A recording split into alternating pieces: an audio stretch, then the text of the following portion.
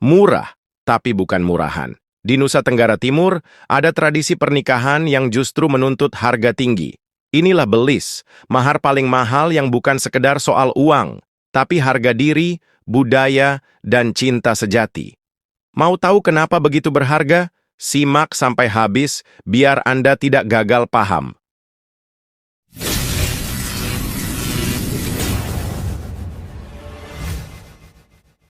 Kalau bicara soal pernikahan, kita semua tahu bahwa menikah itu tidak murah.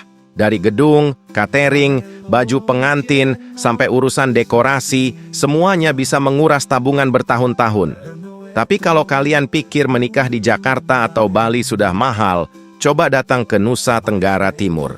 Di sini, harga cinta bisa mencapai ratusan juta. Dan ini bukan tentang cincin berlian atau gaun pengantin mewah, melainkan tentang belis. Ya, belis atau mahar khas NTT yang seringkali membuat calon pengantin pria berkeringat dingin sebelum akad nikah. Bukan karena tidak cinta, tapi karena kantong yang harus siap diuji ketahanannya. Bayangkan, di beberapa daerah di NTT, belis ini bisa mencapai puluhan hingga ratusan ekor sapi atau kerbau. Itu belum termasuk emas, kain tenun, dan barang-barang lain yang nilainya bisa lebih tinggi dari harga rumah subsidi. Sebagian besar orang luar mungkin bertanya-tanya, kenapa harus mahal-mahal? Bukankah cinta itu tak ternilai? Nah, di NTT, cinta memang tak ternilai, tapi kalau mau menikah, nilainya harus dihitung dengan teliti. Belis bukan sekadar tradisi, tapi juga simbol penghormatan kepada keluarga mempelai wanita. Semakin tinggi belis yang diberikan, semakin tinggi penghormatan kepada sang istri dan keluarganya.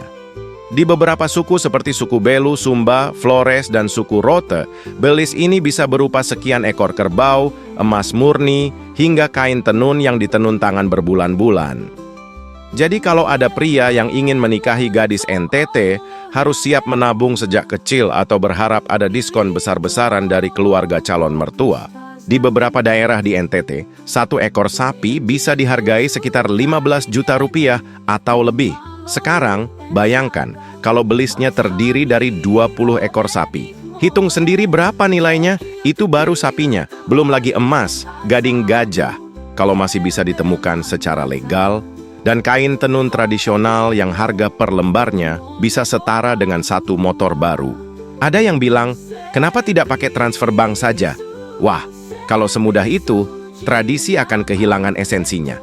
Lagi pula, bayangkan betapa serunya prosesi pernikahan kalau tiba-tiba datang 20 ekor sapi berparede masuk ke rumah calon istri.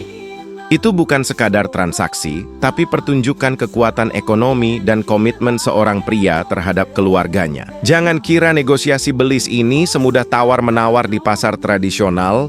Ini bisa lebih tegang daripada sidang kabinet. Keluarga pria dan keluarga wanita akan duduk bersama dalam perundingan yang bisa berlangsung berjam-jam. Biasanya, pihak keluarga wanita akan membuka dengan angka yang cukup tinggi, lalu keluarga pria mulai mencari celah untuk mendapatkan harga yang sedikit lebih bersahabat. Bahkan ada cerita di mana negosiasi belis berlangsung berhari-hari karena kedua belah pihak saling mempertahankan harga. Kalau di kota orang menikah dengan modal cinta dan restu, di sini restu bisa menunggu sampai harga belis cocok di kantong. Ada dua sudut pandang soal ini. Yang pertama, belis dipandang sebagai bentuk penghormatan dan jaminan bahwa sang suami serius dalam pernikahan. Dengan belis yang mahal, keluarga istri juga mendapatkan pengakuan bahwa putri mereka adalah seseorang yang berharga. Namun di sisi lain, ada juga yang merasa belis bisa menjadi penghalang bagi pasangan yang benar-benar ingin menikah tapi tidak memiliki kemampuan finansial yang cukup.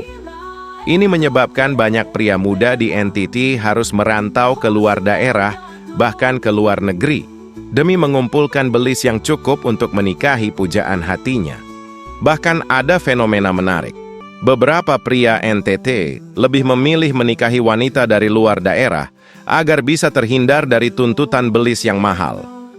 Jadi kalau ada yang bilang, kenapa banyak pria NTT nikah sama orang Jawa atau Sumatera?